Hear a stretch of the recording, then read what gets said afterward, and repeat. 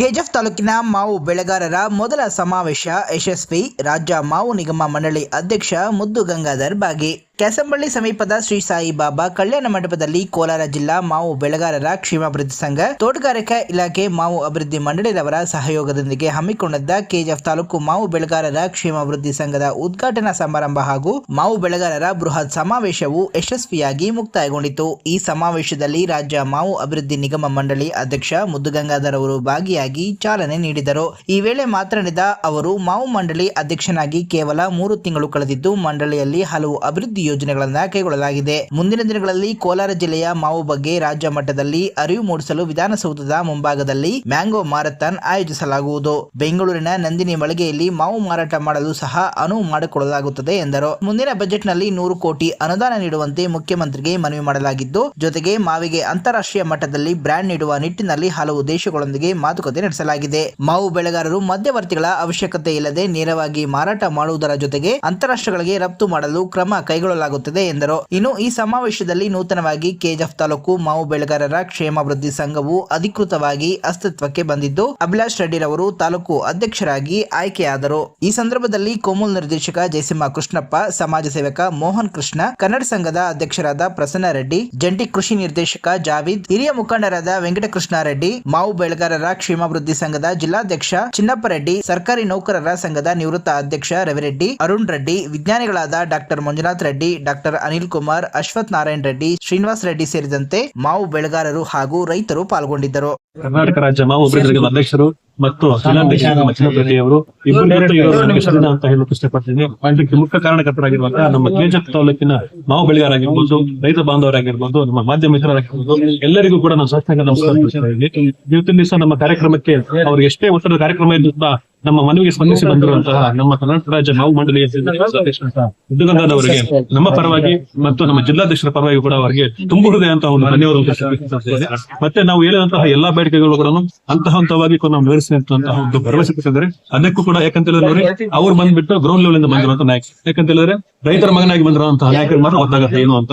ಆದ ಕಾರಣಕ್ಕೆ ಕೂಡ ನಾವು ಕೂಡ ನಮ್ಮ ಮಾರ್ಗದರ್ಶಕರಾದಂತಹ ಚಿನ್ನಪ್ಪ ರೆಡ್ಡಿ ಅವರಾಗಿರ್ಬೋದು, ಅವ್ರ ಜೊತೆ ಇರುವಂತಹ ಮುದ್ದುಗಾಗಿರ್ಬೋದು, ಅವ್ರ ಜೊತೆ ಕೂಡ ನಾವು ಬರೋದಕ್ಕೆ ಒಂದು ಹೆಜ್ಜೆ ಅಂತ ಹೇಳಿದ್ರೆ ನಾವು ಏನು ಹೇಳ್ತೀವಿ, ನಮ್ಮ ರಾಜ್ಯ ಮಟ್ಟದಲ್ಲಿ ಚೆನ್ನಾಗಿರುವಂತಹ ನಾಯಕರಿದ್ರೆ ನಾವು ಇಲ್ಲಿ ಏನ್ ಬೇಕಾದ್ರೂ ಭರವಸೆ ನೀಡಬಹುದು. ಅಂತಹ ಭರವಸೆಯನ್ನ ಈಡೇರಿಸಿಕೊಳ್ಳುವಂತಹ ನಮ್ಮ ಆಶ್ವಾಸ ಇದೆ. ಆದ ಕಾರಣಕ್ಕಾಗಿ ಕೂಡ ನಮ್ಮ ಇಡೀ ನಮ್ಮ ಕೆಜಿಎಫ್ ತಾಲೂಕಿನ ಏನು ನಮ್ಮ ಮಾವು ಬೆಳೆಗಾರ ಇದ್ದಾರೆ ಅವರಿಗೂ ಕೂಡ ಇವತ್ತಿನ ಭರವಸೆ ಕೊಡ್ತಾ ಇದ್ದೀನಿ. ನಮ್ಮ ಕ್ಷೇತ್ರಕ್ಕೆ ಅಥವಾ ನಮ್ಮ ರೈತರಿಗೆ ಏನೇ ಆದ್ರೂ ಕೂಡ ತೊಂದರೆ ಆಗಿರ್ಬೋದು, ಏನೇ ಕಷ್ಟ ಆಗಿರ್ಬೋದು, ಎಲ್ಲದಕ್ಕೂ ಕೂಡ ನಾವು 3 ಕೂಡ ಇರ್ತೀವಿ ಅಂತೇಳಿ ಇವತ್ತಿನ ದಿವಸ ಒಂದು ದೊಡ್ಡ ಮಟ್ಟದ ಭರವಸೆ ನೀಡಕ್ಕೆ ಇಷ್ಟ.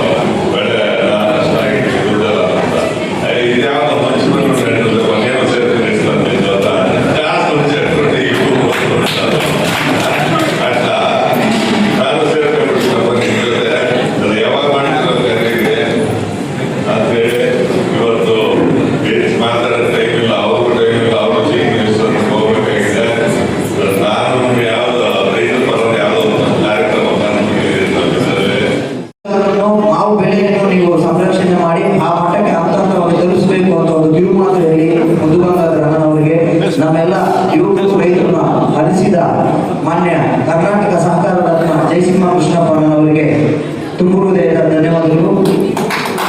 ಈ ಕಾರ್ಯಕ್ರಮವನ್ನು ಉದ್ದೇಶಿಸಿ ಸಮಾಜ ಸೇವಕರು, ಯುವ ಮುಖಂಡರು, ಕೇಶವ ವಿಧಾನಸಭಾ ಕ್ಷೇತ್ರದ ಮೋಹನ್ ಕೃಷ್ಣನವರು ಮಾತಾಡಬೇಕಾಗಿ ವಿನಂತಿ.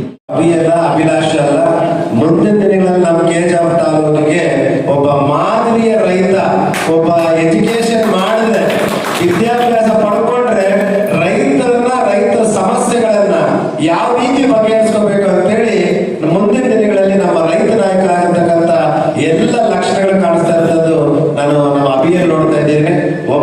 ಈಗ ನೋಡಿ, ನನಗೆ ಗೊತ್ತಿದ್ದಿರ ನಮ್ಮ ಜಯಸಿಂಹ ಕೃಷ್ಣಪ್ಪಣ್ಣ ಹತ್ರ ಹೋಗಿ ಹಸುಗಳಿಗೆ ಅದಕ್ಕೆ ಆಗಬೇಕು ಅದನ್ನು ಪಡಿಸ್ಕೊಳ್ತಾರೆ. ನೂತನವಾದ ಅಧ್ಯಕ್ಷ ಅಂತಕ್ಕಂಥ ಅವ್ರ ಜೊತೆ ಹೋಗಿ ಮಾವು ಬಲ್ಲರ ಬಗ್ಗೆ ಬಹಳಷ್ಟು ಕಾಳಜಿ ವಹಿಸಿ ನಾನು ಕೇಳ್ಪಟ್ಟೆ 40 ಲಕ್ಷ ಬಂತು ಕೆಜಾಪ್ ತಾಲೂಕಿನ ರೈತರಿಗೆ ವಿಮೆಯ ಪರವಾಗಿ ಅಂತ. ನಿಮ್ಮೆಲ್ಲರ ಮೂಲಕ ನಾನು ಅವ್ರಿಗೆ ಧನ್ಯವಾದಗಳು ಹೇಳ್ತಾ ಇದ್ದೀನಿ. ಯಾಕಂದ್ರೆ ನಮ್ಮ ಸಾರ್ ಹೇಳ್ತದೆ 2 ನಿಮಿಷ ಅಂತ. ಒಬ್ಬ ರೈತನ ಸಮಸ್ಯೆ ಕೇಳೋದು ಓಟ್ ಕೇಳಕ್ ಬಂದಾಗ ಮಾತ್ರ. ಆದ್ರೆ ಓಟ್ ಹಾಕಿದ ನಂತರ ರೈತ ಬದುಕಿದಾನ ಸತ್ತಿದಾನ ಅನ್ನೋದು ಗೊತ್ತಿರಲ್ಲ. ರೈತನ ಒಳದಲ್ಲಿ ನೀರು ನುಗ್ಗಿ ಆ ಬೆಲೆ ಹಾಳಾದಾಗ ನನ್ನಂತವರು ಜಯಸಿಂಹ ಕೃಷ್ಣಂತವ್ರು ಅಂತ ಹೇಳಲ್ಲ, ರಾಜಕಾರಣಿ ನೋಡ್ಬಿಟ್ಟು ಕಣ್ಣೊಲಿಸ್ತಾರೆ. ನನ್ನ ಒಂದು ಆಸೆ, ನನ್ನ ಒಂದು ಇಚ್ಛೆ ಏನು ಅಂತಂದ್ರೆ, ಆ ಬಸ್ಸು ನಾಶವಾಗಕ್ಕಿಂತ ಮುಂಚೆ ರೈತರ ಹತ್ರ ಹೋಗಿ ಏನ್ ಸಮಸ್ಯೆ ಅಂತ ಕೇಳಿದ್ರೆ ನಿಜವಾದ ಜನನಾಯಕರು. ಬಹುಶಃ ಬಹಳಷ್ಟು ಅಧಿಕಾರಿಗಳ ಮೇಲೆ ಇದ್ದಾರೆ. ರೈತರಿಗೆ ಸಮಸ್ಯೆ ಬಂತಂದ್ರೆ ಅವ್ರು ಫೋನ್ ಹೋಗುತ್ತೆ ರಾಜಕಾರಣ ಹೇಳಿದ್ರು, ಹೋಗ್ರಿ ರೈತರಿ ನಮ್ಮ ಮನೆಗೆ ಧರಣಿ ಮಾಡ್ತಾರ್ರಿ, ಹೊಡಿತಾರ್ರಿ ಅಂತಾರೆ. ಬಟ್ ರೈತರ ಸಮಸ್ಯೆಗೆ ಆಗಕ್ ಮುಂಚೆ ಯಾರು ಎಚ್ಚೆತ್ಕೊಳ್ಳಲ್ಲ. ನಾನು ನಮ್ಮ ಕೆಜಾಪ್ ತಾಲೂಕಿನ ಪರವಾಗಿ ನಮ್ಮ ನೂತನವಾಗಿ ಅಧ್ಯಕ್ಷರಾಗ್ತಕ್ಕಂಥ ಒಳಗೆ ಮನವಿ ಮಾಡ್ತಾ ಇದ್ದೀನಿ. ಸರ್, ಕೆಜಾಪ್ ತಾಲೂಕಿನಲ್ಲಿ ಬಹಳಷ್ಟು ಗಡಿಭಾಗ ಬಂದುಕೊಂಡಿರುವಂತದ್ದು, ಬಹಳಷ್ಟು ಜನ ಈ ಮಾವನ್ನ ಅದಕ್ಕೆ ಬೇರೆ ಒಂದು ಬ್ಯಾಕ್ ಬೋನ್ ಅಂತ ತಗೊಂಡ್ಬಿಟ್ಟಿದ್ದಾರೆ. ನಮ್ಮ ಅಧ್ಯಕ್ಷರುಗಳು ನೀವು ಸೇರಿ ನಮ್ಮ ಕೆಜಾಪ್ ತಾಲೂಕಿಗೆ ನ್ಯಾಯವನ್ನು ಒದಗಿಸಬೇಕು.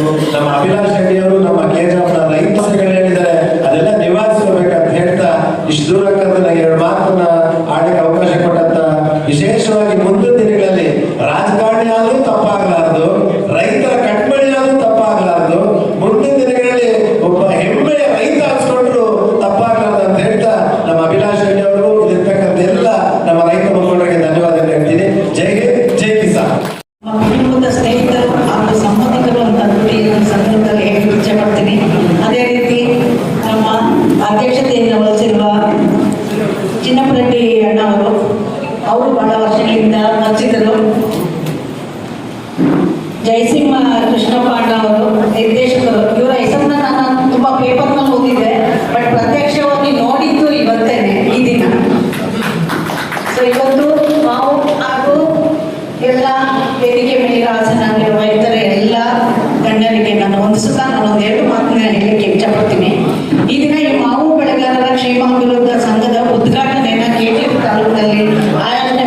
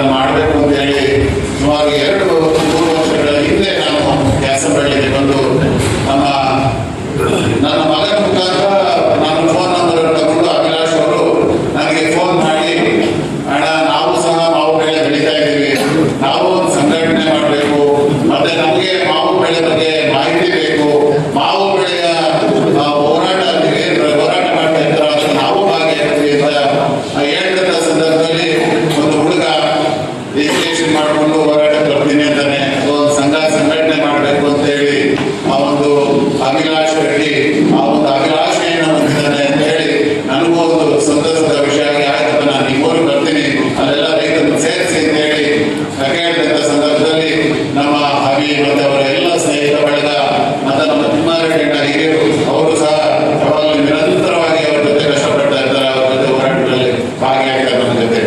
ಸೊ ನಮ್ಮ ಇನ್ನೂ ಅನೇಕ ಎಲ್ಲ ರೈತ ಮಿತ್ರರು ಸಹ ಒಂದಿನ ಅಸಫಲ ಆದರು. ಅವ್ರ ಊರಲ್ಲಿ ಬಂದು ಒಂದು 1 hour 2 hour ನಾನು ಅವ್ರ ಜೊತೆ ಕೂತು ಒಂದು ಸಭೆಯನ್ನು ಮಾಡಿ ಆಮೇಲೆ ಆಯ್ತಪ್ಪ ನೀವು ಒಂದು ಸಂಘಟಿತರಾಗಿ ನೀವು ಸಂಘ ಕಟ್ಟಿ ನಮ್ಮ ಜೊತೆ ಹೋರಾಟದಲ್ಲಿ ಭಾಗಿಯಾಗಿ ನೋಡೋಣ ಮುಂದಿನ ದಿನಗಳಲ್ಲಿ ಅಂತ ಹೇಳಿ ನಾನು ಹೊರಟೆ. ಆನಂತರ ನಾವು ಒಂದು ಇನ್ಶೂರೆನ್ಸ್ ಇನ್ಶೂರೆನ್ಸ್ ಬಗ್ಗೆ ಯಾಕೆ ನಮ್ಮ ಜಯಕೃಷ್ಣಣ್ಣ ಅವರು ಕೂಡ ಮಾತಾಡ್ತಾ ಇದ್ರು. ಆ ಒಂದು ಇನ್ಶೂರೆನ್ಸ್ ವಿಚಾರ ಬಂದಾಗ ಸಂದರ್ಭದಲ್ಲೇ ನಾವೆಲ್ಲ ಜಾಯಿನ್ ಆಗಿದ್ವಿ. ಆ ಒಂದು ಇನ್ಶೂರೆನ್ಸ್ ಬಗ್ಗೆ ಯಾಕೆಂದ್ರೆ 2021ರಲ್ಲಿ ಜಿಲ್ಲೆಯಲ್ಲಿ ಇನ್ಶೂರೆನ್ಸ್ ಎಲ್ಲ ನಾವು ಬೆಳೆದಾಗ ಇನ್ಶೂರೆನ್ಸ್ ಕಟ್ಟಿದ್ರು ಅವ್ರಿಗೆಲ್ಲ 000 ತೋರಿಸ್ಬೇಕು. ಏನಾಯ್ತು, ಮಳೆ ಮಾಪನ ಕೇಂದ್ರ ಇರುತ್ತೆ, ಗಾಳಿ ಮಾಪನ ಕೇಂದ್ರ ಇರುತ್ತೆ, ವಾತಾವರಣ ಬೇಸ ಏನು ನಮ್ಗೆ ಇನ್ಶೂರೆನ್ಸ್ ಮಾವು ಬೆಳೆಗೆ ಕೊಡೋದು. ಈ ಮಾಪನ ಕೇಂದ್ರಗಳೇ ಸರಿಯಾಗಿ ಕೆಲಸ ನಿರ್ವಹಿಸ್ತಾ ಇರಲಿಲ್ಲ ಜಿಲ್ಲೆಯಲ್ಲಿ. ಅದರ ಬಗ್ಗೆ ನಾವೆಲ್ಲ ಒಂದಷ್ಟು ಹೋರಾಟಗಳು ಮಾಡಿ ಪರೀಕ್ಷೆ ಮಾಡಿದಾಗ ಎಲ್ಲ ತುಂಬಾ ತೊಂದರೆ ಆಗ್ತಾ ಇದೆ. ಮತ್ತೆ ಒಂದು ಟರ್ಮ್ ಶೀಟ್ ಅಂತ ಬರುತ್ತೆ, ಕಂಡೀಷನ್ಸ್ ಅಪ್ಲೈ. ಏನೋ ನಾವು ಇನ್ಶೂರೆನ್ಸ್ ಕಟ್ಟಿದ್ದೇವೆ, ನಮ್ಮ ರೈತರಿಗೆ ಯಾರು ಹೋಗೋದಿಲ್ಲ, ಮಾವು ಬೆಳೆಗೆ ಇನ್ಶೂರೆನ್ಸ್ ಕಟ್ಟಬೇಕು, ಇನ್ಶೂರೆನ್ಸ್ ಅಂತ ಕಟ್ತೀವಿ ಅಷ್ಟೇ. ಅದು ಏನು ಅದರ ಟರ್ಮ್ಸ್ ಅಂಡ್ ಕಂಡೀಷನ್ಸ್ ಏನಿದೆ, ಯಾವ ರೀತಿ ನಮ್ಗೆ ಇನ್ಶೂರೆನ್ಸ್ ಕೊಡ್ತಾರೆ, ಏನು ಯಾವ ತಿಳ್ಕೊಂಡ್ರೆ ನಾವು ಕಟ್ಟಿದ್ದೀವಿ, ನಾನು ಸಹ ಇದು ನೋಡಿದ್ವಿ. ಆದ್ರೆ ಆ ಒಂದು 2022ನೇ ಇಸ್ವಿಯಲ್ಲಿ ನಾವು ಇದನ್ನು ತಿಳ್ಕೊಳ್ಳಿಕ್ಕೆ ಪ್ರಾರಂಭ ಮಾಡಿದ್ವಿ. 2021ರ ಇನ್ಶೂರೆನ್ಸ್ 22ರಲ್ಲಿ ಬರಲಿಲ್ಲ. ಆವಾಗ ನಾವೇನ್ ಮಾಡಿದ್ವಿ, ಯಾಕೆ ಈ ಕಾಯ್ದಲ್ಲ ಇಷ್ಟು ನಮ್ಗೆ ಅನಾಹುತ ಆದ್ರೂ ತೊಂದರೆ ಆದ್ರೂ ನಮ್ಗೆ ಇನ್ಶೂರೆನ್ಸ್ ಬಂದಿಲ್ಲ ಅನ್ನೋ ಕಾರಣಕ್ಕೆ ಕೈಗೆತ್ತಿಕೊಂಡಂತ ಸಂದರ್ಭದಲ್ಲಿ ಆವಾಗ ಗೊತ್ತಾಯ್ತು ಟರ್ಮ್ ಶೀಟ್ ಅಲ್ಲಿ ಬಾಳೆಕಲ್ಲು ಬಿದ್ದು ಮಾವಿನ ಬೆಳೆ ನಷ್ಟವಾದ್ರೆ ಇನ್ಶೂರೆನ್ಸ್ ಬರಲ್ಲ. ಬರೀ ರೋಗ ಬರೀ ವಾತಾವರಣ ಬೇಸರ ಮಾತ್ರ ಇತ್ತು ಟರ್ಮ್ ಶೀಟ್ ಅಲ್ಲಿ. ಆವಾಗ ಅದನ್ನು ತಿಳ್ಕೊಂಡು ನಮ್ಮ ಇಲಾಖೆ ತೋಟಗಾರಿಕೆ ಇಲಾಖೆ ಅಧಿಕಾರಿಗಳ ವೃತ್ತದಿಂದ ಅವರ ಹತ್ರ ಮಾಹಿತಿಯನ್ನು ಪಡೆದು ಆಮೇಲೆ ಟರ್ಮ್ ಶೀಟ್ ಪ್ರಿಂಟ್ ತೆಗೆಸಿ ನೋಡಿ ಆವಾಗ ತೊಂದರೆ ಆಯ್ತು. ಏನ್ ಮಾಡಿದ್ರೆ ಇದಕ್ಕೆ ಏನಾದ್ರು ಮಾಡಿ ನಾವು ಹೋರಾಟ ಮಾಡಿ ಈ ಇನ್ಶೂರೆನ್ಸ್ ಕೊಡಿಸಲೇಬೇಕು ಅಂತ ಹೇಳಿ ಒಂದ್ಸರಿ ಎಲ್ಲ ಕ್ಲೋಸ್ ಮಾಡ್ಬಿಟ್ಟಿದ್ದಾರೆ. ಆ ಇನ್ಶೂರೆನ್ಸ್ ಕಂಪನಿಯವರು ಎಲ್ಲ ಜೀರೋ ತೋರಿಸ್ಬಿಟ್ಟು ಕ್ಲೋಸ್ ಆಗಿದ್ರು. ಏನ್ ಮಾಡೋದು ಅಂತ ಹೇಳಿ ಅದಕ್ಕೆ ಒಂದು ನಮ್ಮ ಎಲ್ಲ ಮಾವು ಬೆಳೆಗಾರರ ಸಂಘ ಶ್ರೀನಿವಾಸಪುರದಲ್ಲಿ ನಾವು ಜಿಲ್ಲಾ ಮಾವು ಬೆಳೆಗಾರ ಸಂಘ ಅಂತ ಹೇಳಿದ್ವಿ, ಅವೆಲ್ಲರೂ ಒಂದು ಒಗ್ಗೂಡಿ ಅದ್ರ ಬಗ್ಗೆ ಒಂದಷ್ಟು ಹೋರಾಟಗಳನ್ನು ಮಾಡಿ ಜಿಲ್ಲಾಧಿಕಾರಿಗಳು ನಮ್ಗೆ ದೊಡ್ಡ ಗಲಾಟೆ ಆಯಿತು. ಶ್ರೀನಿವಾಸಪುರದಿಂದ ಒಂದು ಬೈಕ್ ರ್ಯಾಲಿ ಮಾಡಿದ್ವಿ ಕೋಲಾರ ಜಿಲ್ಲೆಗೆ ಜಿಲ್ಲಾಧಿಕಾರಿಗಳ ಕಚೇರಿ. ಅವಾಗ ಜಿಲ್ಲಾಧಿಕಾರಿಗಳು ಹೇಳಿದ್ರು ನಿಮ್ಮೆಲ್ಲ ಕೇಸ್ ಹಾಕಬೇಕು, ನೀವೆಲ್ಲ ಇನ್ನೊಂದು ಗಾಡಿಗಳ ಬೈಕ್ ರ್ಯಾಲಿ ಬಂದಿದ್ರ, ಆಯ್ತು ಸ್ವಾಮಿ ಹಾಕಿ ರೈತರ ಮೇಲೆ ಕೇಸ್ ಹಾಕಬೇಕಾಗಿರೋದು ಅಂತ ಹೇಳಿ ಅವರು ನಮಗೂ ಒಂದಷ್ಟು ದೊಡ್ಡ ಗಲಾಟೆಗಳಾಯ್ತು. ಏನಾಯ್ತು, ಬಟ್ ಏನೇ ಆದ್ರೂ ನಾವು ತೆಗಲಿಲ್ಲ. ಶ್ರೀನಿವಾಸಪುರಕ್ಕೆ ಅವ್ರು ಕರೆಸ್ಕೊಂಡು ಧರಣಿ ಕೂತ್ಕೊಂಡು ತಾಲೂಕು ಕಚೇರಿಗೆ ಹಾಕಿ ಧರಣಿ ಕೂತ್ಕೊಂಡು ಅವ್ರು ಬರೋವರೆಗೂ ನಾವು ಬಿಡಲ್ಲ, ಅವ್ರು ಬರಲ್ಲ. ಸಂಜೆ 3 ಗಂಟೆವರೆಗೂ ಬೆಳಗ್ಗೆಯಿಂದ ಹೋರಾಟ ಮಾಡಿ 3 ಗಂಟೆಗೆ ಅವ್ರು ಬಂದಂತ ಸಂದರ್ಭದಲ್ಲಿ ಎಲ್ಲ ಅಧಿಕಾರಿ ವೃತ್ತದ ಸಮೇತ ಬಂದು 3 ಗಂಟೆಗಳ ಕಾಲ ನಿರಂತರವಾಗಿ ಸಭೆಯನ್ನು ಮಾಡಿ ಅವತ್ತೇ ಘೋಷಣೆ ಮಾಡಿ ಆದೇಶ ಮಾಡಿಸಿದ್ರು. ಒಬ್ಬ ರೈತರಿಗೆ ಪ್ರತಿಯೊಬ್ಬ ರೈತರಿಗೂ ಇನ್ಶೂರೆನ್ಸ್ ಯಾರ್ಯಾರು ಮಾಡಿದ್ರೆ ಎಲ್ಲ ರೈತರಿಗೂ 40,000 ರೂಪಾಯಿ ಇನ್ಶೂರೆನ್ಸ್ಗಳನ್ನ ಕೊಡಲೇಬೇಕು ಅಂತ. ಆ ಒಂದು ಪ್ರಾರಂಭವಾಯಿತು. ಅದೇ ವರ್ಷ ಟರ್ಮ್ ಶೀಟ್ ಚೇಂಜ್ ಮಾಡಿಸಿದ್ವಿ. ಆಡಿಕಲ್ಲಿಂದ ಆಡಿಗಳಾದ್ರೂ ಸಹ ಇನ್ಶೂರೆನ್ಸ್ ಅನ್ನ ರೈತರಿಗೆ ಕೊಡಲೇಬೇಕು. ಗಾಡಿಗೆ ಕಾಯ್ದು ಹೋಗಿ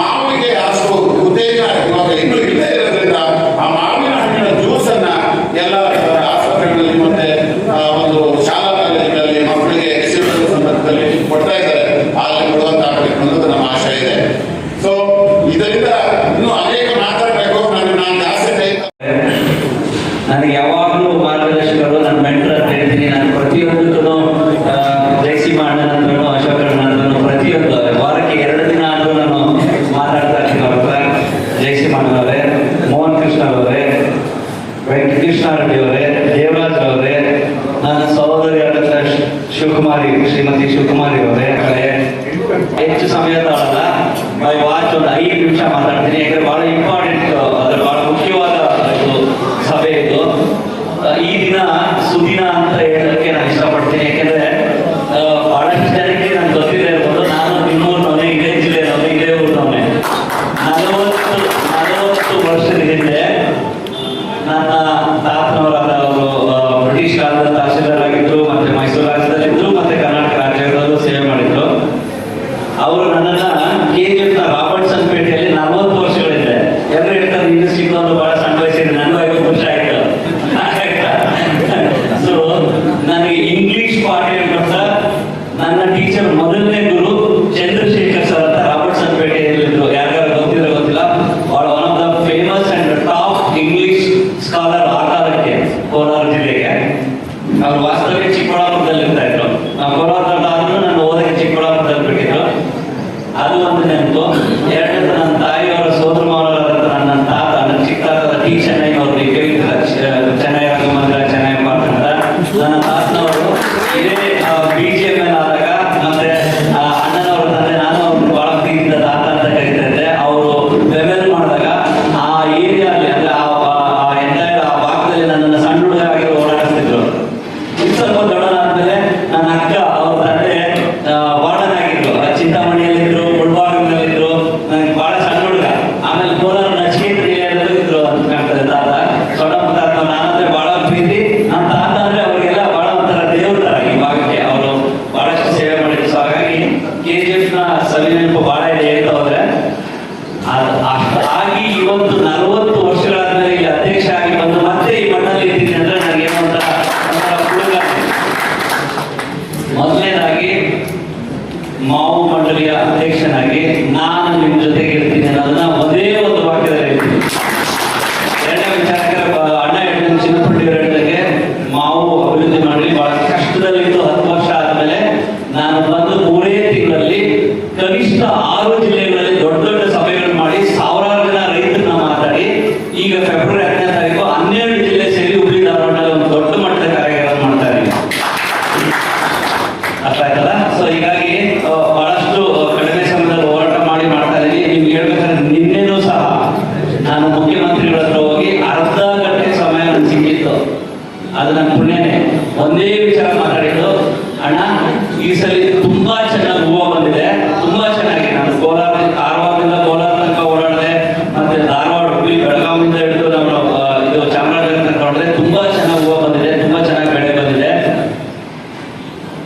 ಒಂದ್ ಕಡೆ ಸಂತಸ, ಖುಷಿ, ಬಟ್ ಇನ್ನೊಂದ್ ಕಡೆ ಹೆಚ್ಚು ಜವಾಬ್ದಾರಿ. ಅರ್ಥ ಮಾಡ್ಕೊಳ್ಳಿ. ಚೆನ್ನಾಗಿ ಹೂವು ಬಂತು ಅಂದ್ರೆ, ಚೆನ್ನಾಗಿ ಹಣ್ಣು ಬಂತು, ಕಾಯಾಯ್ತು, ಹಣ್ಣಾಯ್ತು ಅಂದ್ರೆ ಹೆಚ್ಚು ಜವಾಬ್ದಾರಿ. ನಮ್ ಕಷ್ಟ ಅದು ಆಕ್ಚುಲಿ, ಅದನ್ನ ಮ್ಯಾನೇಜ್ ಮಾಡೋದು ಕಷ್ಟ. ಜಯಸಿಂಹಣ್ಣ ಅವ್ರು ಹೇಳ್ತಾ ಇದ್ರು, ಬರೀ ನಿಗಮ ಅಂದ್ರೆ ಪರವಾಗಿಲ್ಲ, ಅದು ಮಾರುಕಟ್ಟೆ ಮಂಡಳಿ ಅಂತ 2-3 ವಿಭಿನ್ನವಾದ ವಿಚಾರಗಳನ್ನ ನನ್ನ ತಲೆಯಲ್ಲಿ ಇಟ್ಕೊಂಡು ಮುಂದಿನ ವಾರ ನಾನು ಜರ್ಮನಿ ದೇಶದ ಬರ್ಲಿನ್ ಹೋಗ್ತಾ ಇದ್ದೀನಿ. ಒಂದೇ ಕಾರಣ, ಅಲ್ಲಿ 9 ಮೀಟರ್ ಅಷ್ಟು ದೊಡ್ಡ ಜಾಗನ ಬರೇ ನನ್ನ ಕೋಲಾರ ಅಥವಾ ಕರ್ನಾಟಕದ ಮಾವನ್ನ ತಗೊಂಡೋಗಿ ಅಲ್ಲಿ ಪ್ರದರ್ಶನ ಮಾಡಿ, ನಾನು 3-4 ತಿಂಗಳಿಗೆ ನನ್ನ ರೈತರು ನೇರವಾಗಿ ಇಲ್ಲಿಂದ ಜರ್ಮನಿಗೆ ಬರ್ತಾರೆ, ನೀವು ನಮ್ಗೆ ಸಹಕಾರ ಮಾಡಿ ಅಂತ ಆ ದೇಶದ ಚಾನ್ಸಲರ್ನ ಕೇಳ್ಕೊಳಕ್ ಹೋಗ್ತಾ ಇದ್ದೀನಿ ಅಷ್ಟೇ. ಅಲ್ಲಿಂದ ನನ್ನ ದೇಶ ಪ್ರವಾಸ ಮಾಡಿ ಈಗಾಗಲೇ ಒಂದು PPP ಮಾಡಲ್ಲಿ ಪ್ರೈವೇಟ್ ಪಾರ್ಟೀಸ್ ಹತ್ರ ನನ್ನ ದುಡ್ಡು ಅವರನ್ನ ಇನ್ವೆಸ್ಟ್ ಮಾಡಿಸಿ, ನಮ್ಮ KCMS ಸಹಯೋಗದಿಂದ ಒಂದು ದೊಡ್ಡ ಮಟ್ಟದ ವೇರ್ ಹೌಸಸ್ ಮಾಡಿ, ಸೊ ದಟ್ ಯಾರು ಮಧ್ಯವರ್ತಿಗಳಿಲ್ಲ, ರೈತರು ನೇರವಾಗಿ UK ದೇಶಕ್ಕೆ, ಅಂದ್ರೆ ಯುನೈಟೆಡ್ ಕಿಂಗ್ಡಮ್, ಇಂಗ್ಲೆಂಡ್ಗೆ ನೀವು ಹಣ್ಣು ಕೊಡಬೇಕು ಅನ್ಕೊಡುವಂತ ವ್ಯವಸ್ಥೆ ಮಾಡುವಂತ ನಿಟ್ಟಿನಲ್ಲಿ 2 ದೇಶ ಪ್ರವಾಸ ಮಾಡಿ ಅದನ್ನ ಕಾರ್ಯರೂಪಕ್ಕೆ ತಂದು ಪೇಪರ್ ಮೇಲೆ ಸರ್ಕಾರದ ಕಡೆಯಿಂದ ಮಾನ್ಯತೆ ಪಡೆಯಲಿಕ್ಕೆಲ್ಲ ವ್ಯವಸ್ಥೆ ಮಾಡಕ್ಕೆ ಹೋರಾಟ ಮಾಡ್ತಿದ್ದೀನಿ. ಬರೀ 3 ತಿಂಗಳಾಗಿದೆ. ಎರಡನೇದು, ಈಗಾಗಲೇ ಅಣ್ಣ ಹೇಳಿದ್ದಾರೆ, ಸಹಕಾರ ಸಂಘಗಳನ್ನ ಯೂಸ್ ಮಾಡಿಕೊಂಡು ಕೋಆಪರೇಟಿವ್ ಸೆಕ್ಟರ್ ಅಲ್ಲಿ ನಾವೇನು ಹಾಲು ಒಕ್ಕೂಟ ಇದೆ ಅದ್ರ ಜೊತೆಗೆ ನಂದಿನಿ ಬೂತ್ಗಳಲ್ಲಿ ಕೊಡ್ಬೇಕು ಅಂತ ಹೇಳಿ ಅದ್ರ ಬಗ್ಗೆ ಒಂದು ಚಿಂತನೆ ನಡೆದಿದೆ. ಇನ್ನೂ ಒಂದು ಬಹಳ ಇಂಪಾರ್ಟೆಂಟ್, ಅಫ್ಕೋರ್ಸ್ ಒಂದು ಬೇಡಿಕೆ ಇಟ್ಟರು, ಒಂದು ಮಾವು ಮಂಡಳಿ ಶಾಖೆ ಓಪನ್ ಮಾಡ್ಬೇಕಂತ ಡೆಫಿನೆಟ್ಲಿ. ಯಾಕಂದ್ರೆ ನಿಮ್ಗೆ ಈಗಾಗಲೇ ಗೊತ್ತಿರೋ ವಿಚಾರನೆ, ಸ್ಟಾಫ್ ತುಂಬಾ ಕಡಿಮೆ ಇದ್ದಾರೆ. ಯಾಕಂದ್ರೆ ಈಗಾಗಲೇ ಧಾರವಾಡದಲ್ಲಿ ಒಂದು ದೊಡ್ಡ ಕೇಂದ್ರ ಓಪನ್ ಮಾಡ್ತಾ ಇದ್ವಿ, ಮತ್ತೆ ಬೈರಾಪಟ್ಟಣ, ಬೆಂಗಳೂರು ಸೌತ್ ನಲ್ಲಿ ಅದು ಹೆಚ್ಚು ಮಾವು ಬೆಳೆ ಇದೆ, ಅಲ್ಲಿ ಓಪನ್ ಮಾಡ್ತಾ ಇದ್ವಿ. ಅಷ್ಟರ ನಡುವೆನು ನಾನು ಏನಾದ್ರು ಮಾಡಿ ಅಧಿಕಾರಿಗಳ ಹತ್ರ ಒಂದು ಸಭೆ ಮಾಡಿ ಶಾಖೆಯಲ್ಲಿ ಆಗ್ಬೋದಾ ಅನ್ನೋ ಒಂದು ಫೀಸಿಬಿಲಿಟಿ ರಿಪೋರ್ಟ್ ಮಾಡಿ ಅದನ್ನ ಡೆಫಿನೆಟ್ಲಿ ಅದನ್ನ ಗಮನದಲ್ಲಿ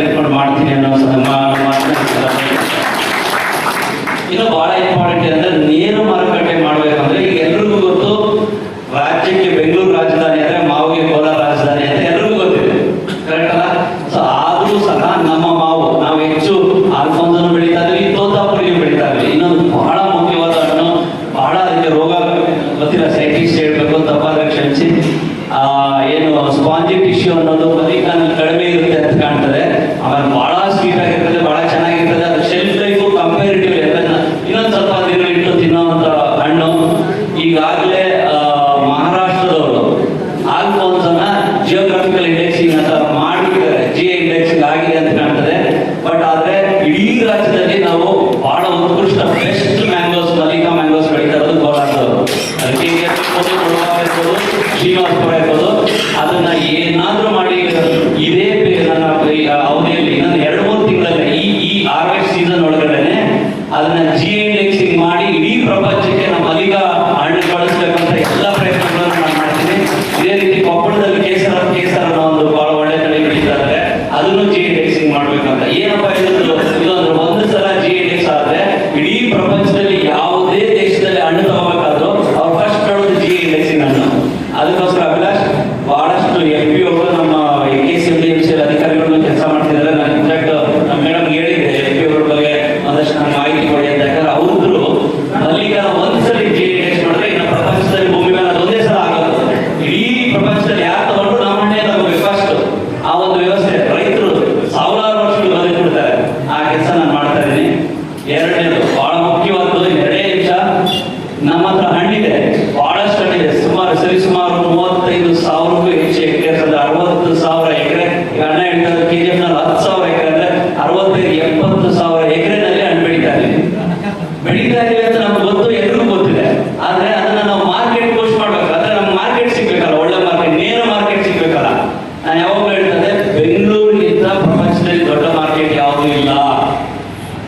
ಹೆಚ್ಚು ಕಡಿಮೆ 1.5 ಕೋಟಿ ಜನ, 10%, 15 ಲಕ್ಷ ಜನ 4 ತಿಂಗಳು ಅಂದ್ರೆ 16 ವಾರ 20 ವಾರ ಇರ್ತಾರೆ ಅಷ್ಟೇ. ಇದು ನಿಮ್ಗೆ ಗೊತ್ತಿರುವಂತ ಹಣ್ಣು. ಆ 20 ವಾರ 15 ಲಕ್ಷ ಜನ ತಿಂದ್ರೆ ನಾವು ಬೆಳೀತಾರೆ 60,000 ಎಕರೆ, ಇನ್ನೊಂದು 60,000 ಎಕರೆ ಸೇರಿಸಿದ್ರು ಅಷ್ಟು ಬೆಳಿಬೇಕಾಗ್ತದೆ. ಸೊ ಒಳ್ಳೆ ಮಾರ್ಕೆಟ್ ಇದೆ, ದಯವಿಟ್ಟು ಬಹಳ ಯೋಚನೆ ಮಾಡಿ. ಬಹಳ ನಾನು ಹೇಳ್ಬೋದಂತಿದೆ ಅಂದ್ರೆ ಒಂದು ಮಟ್ಟದಲ್ಲಿ ಅದನ್ನ ಹೇಳ್ಬೇಕಂತಿದೆ, ಬಟ್ ಟೈಮ್ ಕಡಿಮೆ ಆಗ್ತದೆ. ಬಹಳ ವಿನೂತನವಾಗಿ ಯಾರು ಯೋಚನೆ ಮಾಡದೇ ಇರುವಂತ ಒಂದು ಪರಿಕಲ್ಪನೆ ಇಟ್ಕೊಂಡು ಒಂದು ಫ್ಲಾಗ್ಶಿಪ್ ಪ್ರೋಗ್ರಾಮ್ ನ ಮಾಡ್ತಾ ಇದ್ದೀನಿ. ನಿಮ್ಮ ಹತ್ರ ಮತ್ತೆ ಬರ್ತೀನಿ. ಏನಪ್ಪಾ ಅಂದ್ರೆ ರೈತರಿಗಾಗಿ ಓಟ ಮ್ಯಾಂಗೋ ಮ್ಯಾರಥಾನ್ ಅಂತ ಒಂದು ವಿಧಾನಸೌಧದ ಮುಂದೆ CM ಅವರು, DCM ಅವರು, ನಮ್ಮ ಪ್ರಿಯಾಂಕ ಅಣ್ಣನವರು ಎಲ್ಲ ಮೇಸ್ಗಳು ಕರ್ಕೊಂಡ್ಬಂದು ಮ್ಯಾಂಗೋ ಮ್ಯಾರಥಾನ್ ಅಂತ ರೈತರಿಗಾಗಿ ಓಟ ಅಂತ ಒಂದು ಆಯೋಜನೆ ಮಾಡ್ತಾ ಇದ್ದೀನಿ. ಅದ್ರ ಉದ್ದೇಶ ಇಷ್ಟೇ, ಬೆಂಗಳೂರು ಮತ್ತೆ ಕರ್ನಾಟಕದ ಮೂಲೆಗೂ ಕೋಲಾರದ ಹಣ್ಣು ಅದರ ಸವಿ ಹೋಗ್ಬೇಕು ಅಂತೇಳಿ. ಯಾಕಂದ್ರೆ ಅವತ್ತು ಏನ್ ಅವೇರ್ನೆಸ್ ಕ್ರಿಯೇಟ್ ಆಗ್ತದೆ, ಅದ್ರ ಫಾಲೋಯಿಂಗ್ 1 ತಿಂಗಳಲ್ಲಿ ನಿಮ್ಗೆ ಮಾರ್ಕೆಟ್ ಕ್ರಿಯೇಟ್ ಆಗ್ತದೆ. ಮಕ್ಕಳಿಂದ ಹಿಡಿದು ರೈತರ ತನಕ ಅಲ್ಲಿ ಒಂದು ಓಟದ ಸ್ಪರ್ಧೆಯನ್ನು ಮಾಡಿ ಮ್ಯಾರಥಾನ್ ರೂಪದಲ್ಲಿ 5,000-6,000 ಜನ ಅವತ್ತು ಸೇರಿಸಿ ಇಂಥ ಜಿಲ್ಲೆ ನಾವು ಇಷ್ಟು ಮಾವನಹಣ್ಣಿಗೆ ಇಷ್ಟು ನಮಗೆ ಪ್ರೊಡ್ಯೂಸ್ ಇದೆ ಅಂತ ಹೇಳಿ ಅವತ್ತು ಅವೇರ್ನೆಸ್ ಕ್ರಿಯೇಟ್ ಮಾಡ್ತೀನಿ. ಮತ್ತೆ ನಿಮ್ಮ ಹತ್ರ ಬರ್ತೀನಿ. ಇದು ಒಂದು ಬಹಳ ಇಂಪಾರ್ಟೆಂಟ್ ಮಾರ್ಕೆಟಿಂಗ್ ಸ್ಟ್ರಾಟಜಿ. ಎರಡನೇದು ಪಲ್ಪ್ ಇಂಡಸ್ಟ್ರಿ ಬಗ್ಗೆ ಹೇಳ್ತಾ ಇದ್ರು. ಈಗಾಗಲೇ ನಿನ್ನೆ ನಾನು ಜುನೈದ್ ಇಂಟರ್ನ್ಯಾಷನಲ್ ಅಂತ ದುಬೈ ಬೇಸ್ಡ್ ಕಂಪ್ನಿಯನ್ನ